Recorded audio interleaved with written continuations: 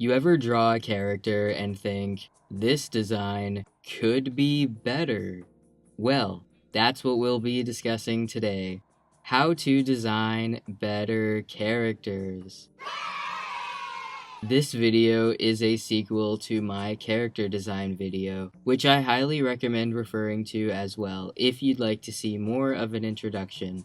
This time, I'll be going into more depth about the thought process and ways you can improve a design of a character that you may or may not already have. Why don't we start by defining what a character design is actually for? When it comes to a design, what we are really trying to show here is actually nonverbal communication. It's important for a design's job to establish what we need to see about your character at first glance to make us know that it is them. What makes your character stand out in order to show us who they are? You can think of a design as your character's nonverbal communication in physical form. And this is why the design of your character holds a lot of power. Something we say in comics and storyboarding is, show, don't tell. And this same rule applies to the entire design. If you were to watch a show with no volume or subtitles, would it be easy and straightforward to understand who the characters are and what they are representing? The easier it is to perceive your character visually, the stronger it will make your character's design. I like to think of these as two different aspects. There is the introverted side and the extroverted side. The introverted side is how you see your character.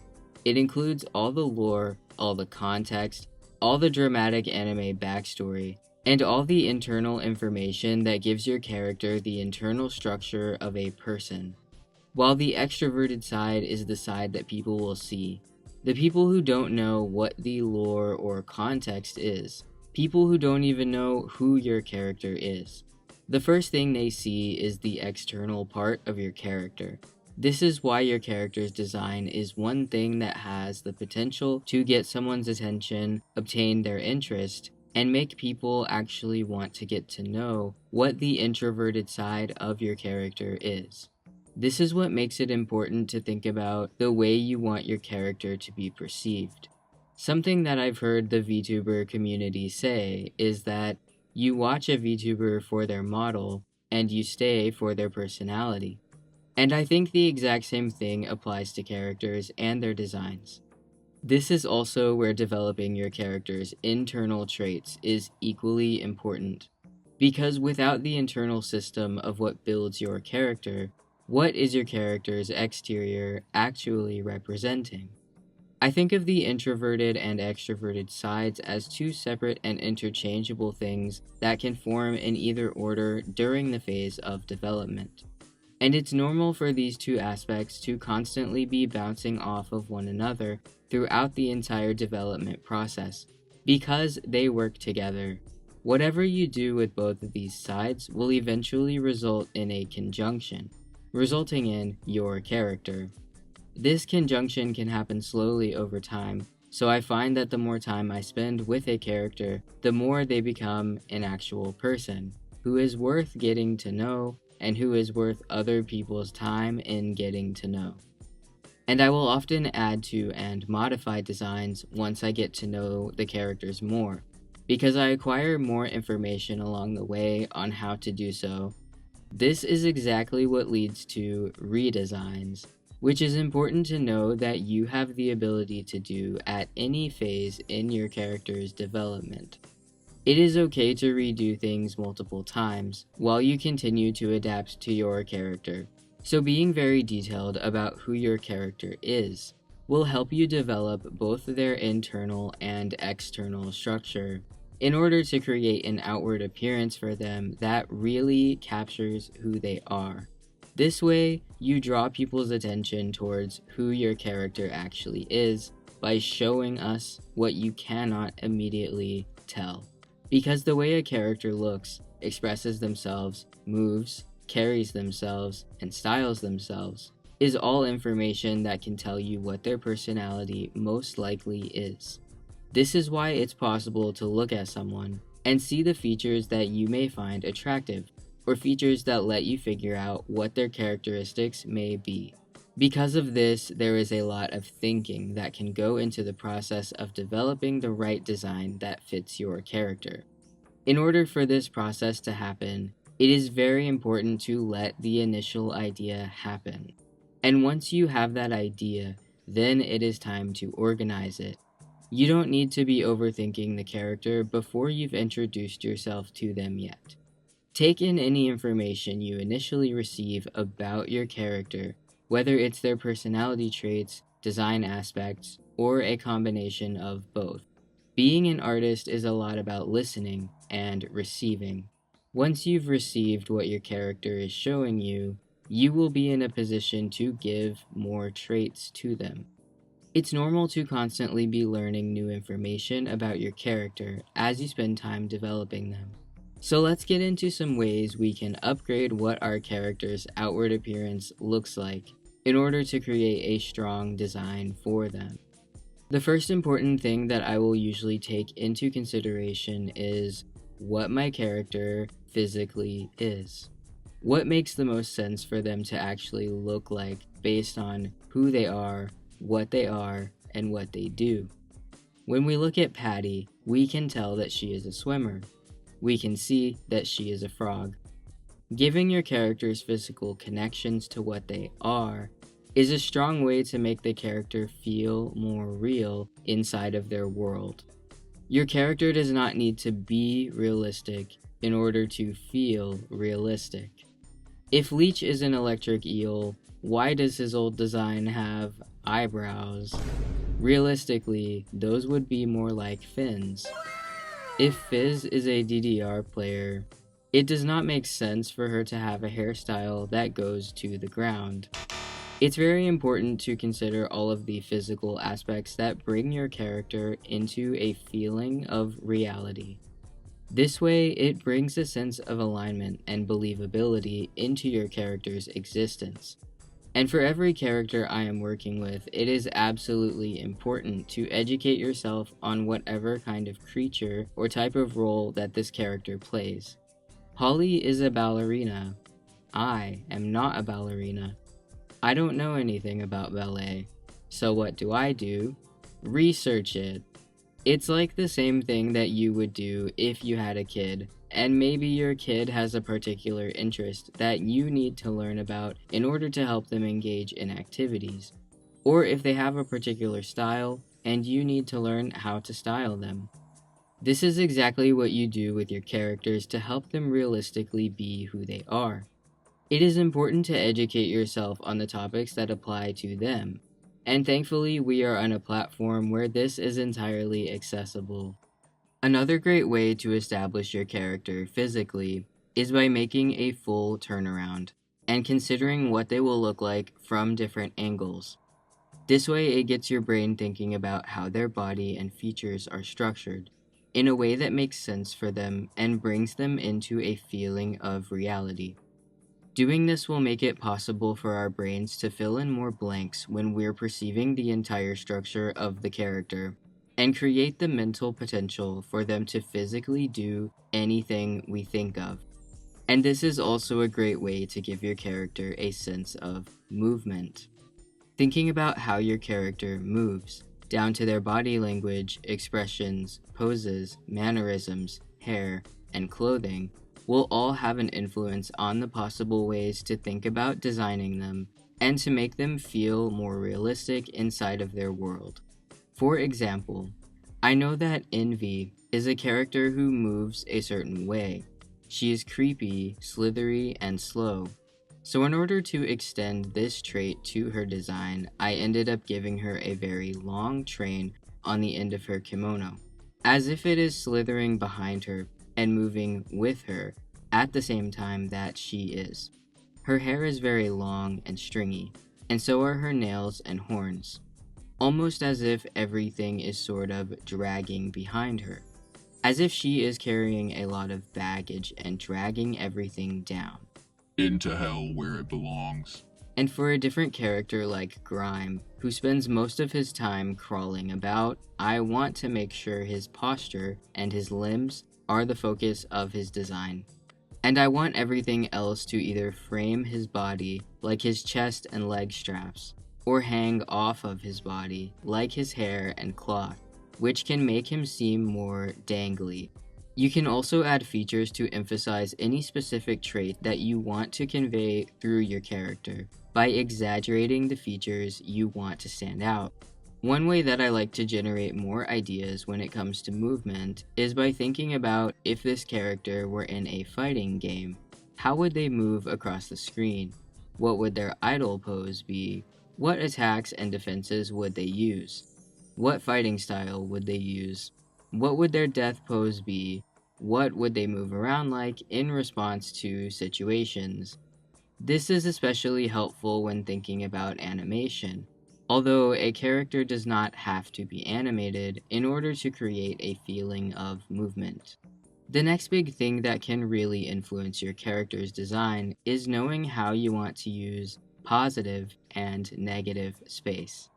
When a design is very empty or blank, it contains more negative space, space that is not being taken up by anything. When a character is very busy or cluttered, it contains more positive space, space that is being taken up by something. A really good way to describe the significance of both of these is a short transcript from the Tao Te Ching. A vessel is molded from solid clay. Its inner emptiness makes it useful. To make a room, you have to cut doors and windows. Without openings, a place isn't livable. To make use of what is here, you must make use of what is not. Basically, what the Tao is saying is, there are areas you want to fill, and there are areas you do not want to fill, and both of these are equally important, and both of them play a role in your character's design.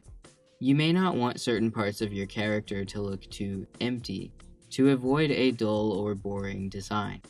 At the same time, if you add excessive amounts of detail, by trying to represent everything at once, you are actually representing nothing in particular, and it can cause the focus of your character to become easily lost. This is why both aspects are extremely important to balance. We can create more balance by combining the use of different elements with positive and negative space, to ensure that we are using the right amount of both. Because of the fact that many things in this world are naturally balanced, adding more balance to your character can also benefit how realistic and natural they will come across and feel. Feel free to do the opposite of this for the opposite result. So, this brings up the question of, how do we choose the right features to add to certain characters? When someone makes a small mistake or minor addition to something and then they say, it adds character, let's start to think about what that phrase really means. For something to add character, it has to be indicative towards something else. If I drop a splotch of paint on a canvas, for example, the canvas has a mark on it now, and this quote-unquote adds character to the canvas, because it tells us that something had to have happened in order for it to receive the mark. So if we think about our characters this way, we can think of their features as things that will indicate information about them in some type of way. A good example of an association like this that I learned how to make is with Fizz. Making Fizz's glasses red and blue was actually an accident. Her glasses were originally blue, until one day I filled one side with red unintentionally. But this was extremely important. Even though it was an accident, I am very glad she has this feature. Using these colors led my brain into making the connection to DDR arrows, which allowed me to associate DDR with Fizz, and doing so helped me to develop this important character detail that she now has. So based on all the different types of features your character may have, there are many creative ways to make visual and aesthetic connections to what your characters may want to style themselves with, based on their preferences or what their own aesthetic actually is. And getting to know them and what their preferences are by listening to them will allow you to give your character more physical traits. It's a lot like the way My Little Pony characters get cutie marks. a visual symbol that represents what their natural talent or interest may be, which non-verbally communicates an important trait about each pony. And you can choose to show things like this through your character in any visual way that you see fit for them. If you feel like a design is too boring, this is also a good thing. It means you've identified something that you want to improve about it, and it allows you to step into the process of making those improvements. It's helpful to start by knowing at least some kind of base for your character's design. This could be as simple as a color palette paired with a body type or hair type. Once I know the basics of my character's design, I will go back in and continue to add more style that will further flesh out the character visually by trying out different details that I find suit them best, by trying new things and getting to know them over time. Making designs look more interesting will often require some level of innovation. I noticed that Pokémon is very good at creating designs this way, by adding unique accessories and shapes that are very visually interesting, and represent something thematically about each character. I find it very easy to recognize Pokémon designs because of this, and it makes me feel like I get to see a variety of features and shapes that I don't always get to see in every other character's design. It can also be very helpful to refer to specific designs that you feel the most aesthetically attracted to. Take note of how the design is structured. That way, it can help you to see more examples of which kinds of designs you will personally prefer. So anytime you like something, take note of it. And it doesn't even have to be a character. This world is absolutely full of its own character designs. I find it extremely inspiring to organize pins or any type of media that has aesthetically appealing qualities to me. This way I can analyze it and refer to certain elements that I know I will be able to draw inspiration from in order to branch out my aesthetic and curate more interesting designs. Something else that will determine what makes the most sense is by figuring out what type of world, story, or group your character belongs to. When starting to establish references, I will always draw my characters together in some sort of lineup. By grouping my characters together while designing them, I can ensure that they'll have enough thematic similarities that will apply to the group as a whole, while also making sure to give them enough unique and contrasting elements that will complement one another and balance each other's designs, to make sure that my characters who are in the same world look like they belong in the same world. One way to think of this is like thinking of them as if they are in a band. Notice how bands and idol groups will often adopt a particular style that represents all of them and gives everyone an idea of what the overall sound of their music is supposed to be, while still holding the ability to be recognized as different individuals with their own styles that balance and complement one another within the group. A good example where I have used this is with my main group of characters. This group belongs to an animated series, which means all of them are designed with animation in mind, resulting in them having similar amounts of positive and negative space that is not too complicated to read. I also chose to reuse triangular points and also the heart shape. I want the overall theme of this group to have a balance of alternative and formal looking characters. This is because a big theme that applies to all of them is learning how to blend these two elements together. So letting these characters present in a way that incorporates these features visually will give us somewhat of a reflection as to what this group as a whole is going to stand for. And this way we can naturally perceive that these characters will go together and fit each other. Puzzle pieces have to be shaped differently in order to fit together, yet they all contain a piece of the same big picture. Characters are the same.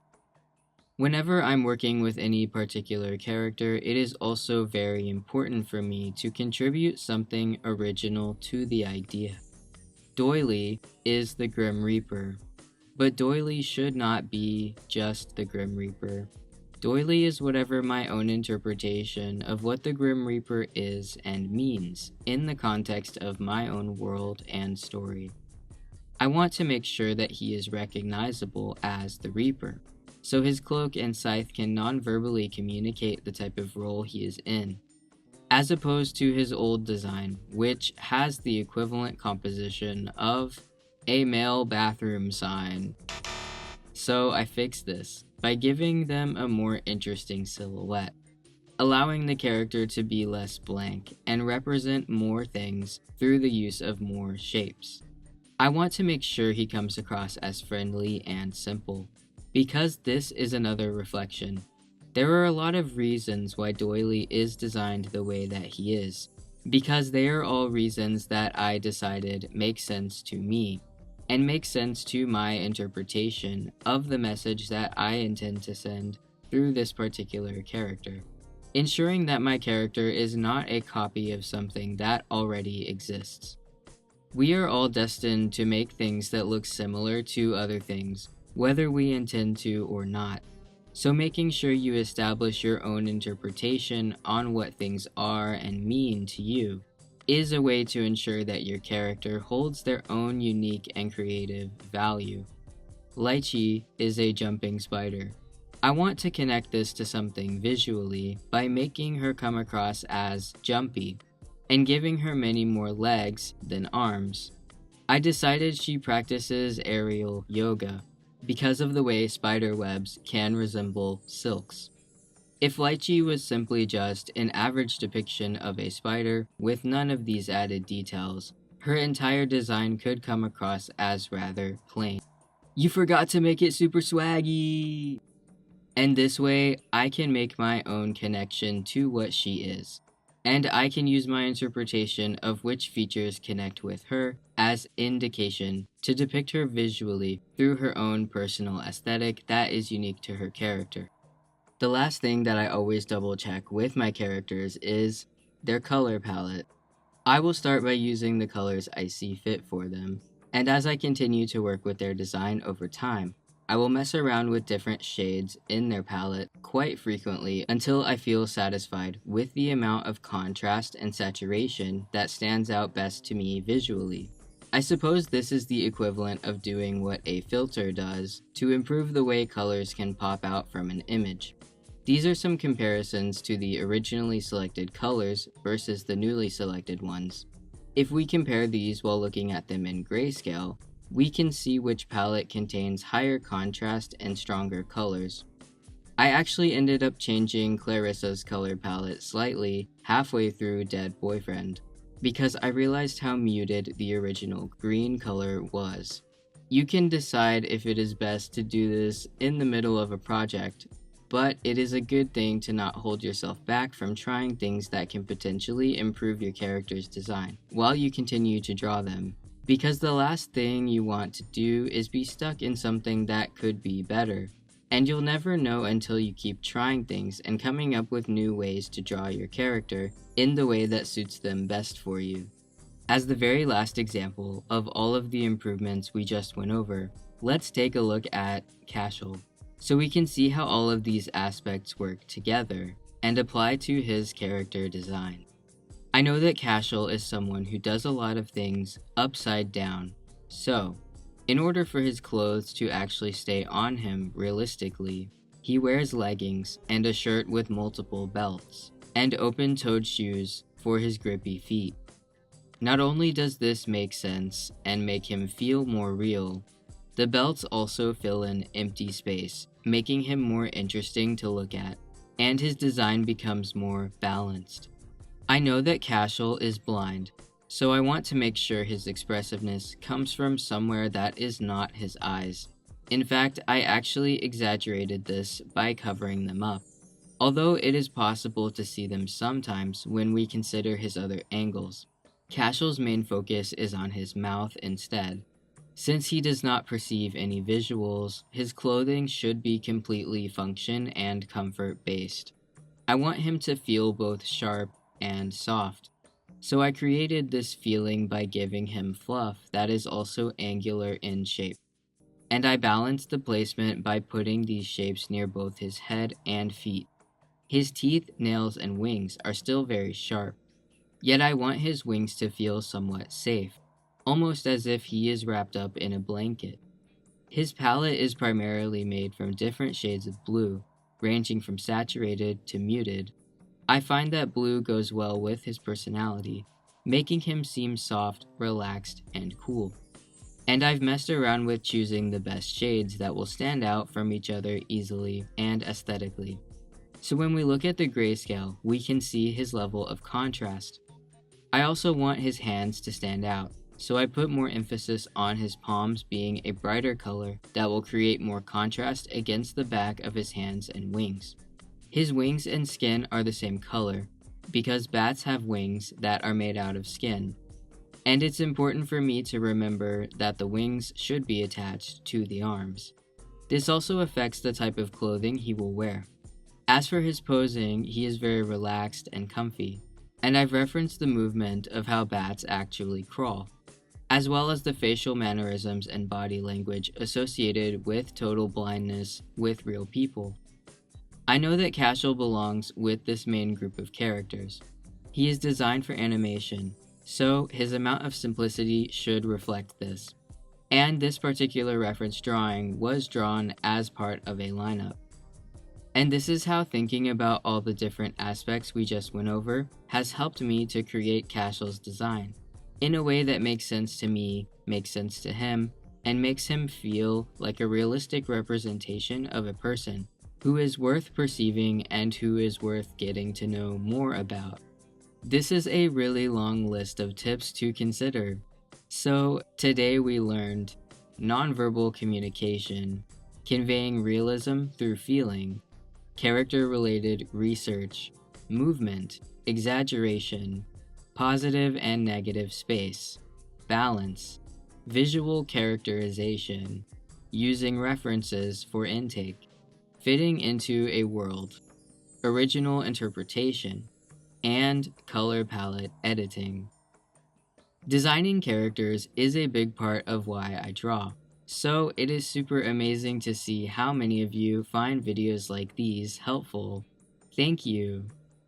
Liking and subscribing really helps the channel, and if you have any other tips on character design, feel free to share them with us in the comments below. Thank you so much for tuning in, and always remember, do whatever you want. It's your character. Be swaggy, be quirky, and see you next time.